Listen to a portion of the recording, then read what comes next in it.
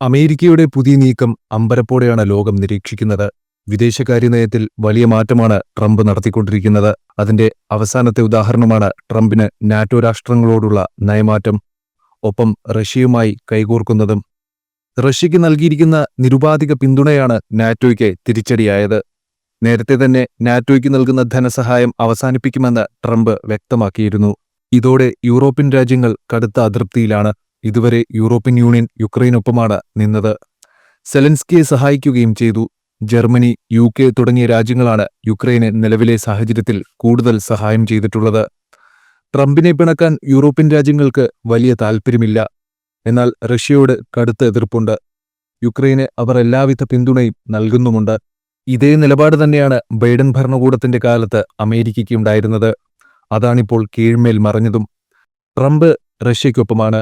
നാറ്റോയ്ക്കും യുക്രൈനും സഹായം നൽകാൻ അദ്ദേഹം തയ്യാറല്ല. യൂറോപ്യൻ യൂണിയനോടും ഇതിനോടകം തന്നെ വിയോജിപ്പ് പരസ്യമായി പ്രകടിപ്പിച്ചിട്ടുണ്ട്. അമേരിക്ക ഫസ്റ്റ് എന്ന മുദ്രാവാക്യമുയർത്തി തെരഞ്ഞെടുപ്പിൽ വിജയിച്ച ട്രംപ് യൂറോപ്പിനെ അകറ്റി നിർത്തി തങ്ങളുടെ മാർക്കറ്റിനെ സ്വതന്ത്രമായി മുന്നോട്ട് കൊണ്ടുപോകണമെന്നാണ് ലക്ഷ്യമിടുന്നത്. യാതൊരു സാമ്പത്തിക ബാധ്യതയും എടുക്കില്ല. ഇനി അഥവാ സാമ്പത്തിക ചെലവ് വരുന്നുവെങ്കിൽ അതിൽ നിന്ന് പരമാവധി ലാഭമെന്നതാണ് ട്രംപിന്റെ സാമ്പത്തിക സമവാക്യം. ഇലോൺ മസ്കിനെ പോലുള്ള ഇന്ന് ലോകത്തിലെ തന്നെ ഏറ്റവും സമ്പന്നരായ വ്യക്തികളും ഇക്കാര്യത്തിൽ ട്രംപിനൊപ്പമുണ്ട്.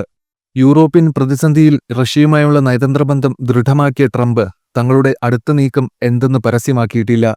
റഷ്യൻ പ്രസിഡന്റ് വ്ളാഡിമിർ പുടിനും ട്രംപും തമ്മിൽ വൈകാതെ ചർച്ച നടക്കുമെന്ന് റിപ്പോർട്ടുകളുണ്ട്. എന്നാൽ അത് എപ്പോൾ നടക്കുമെന്ന കാര്യത്തിൽ സ്ഥിരീകരണമൊന്നും വന്നിട്ടില്ല.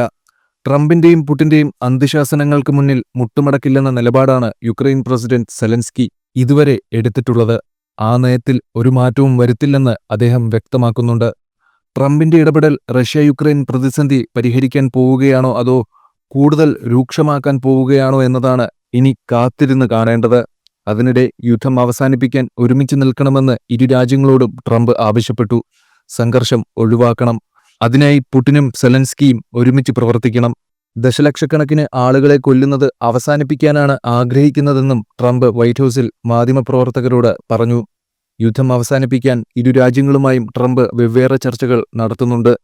അടുത്തിടെ US ഉന്നതോദ്യോഗസ്ഥർ സൗദി അറേബ്യയിൽ റഷ്യയിൽ നിന്നുള്ള പ്രതിനിധികളുമായി ചർച്ച നടത്തിയിരുന്നു.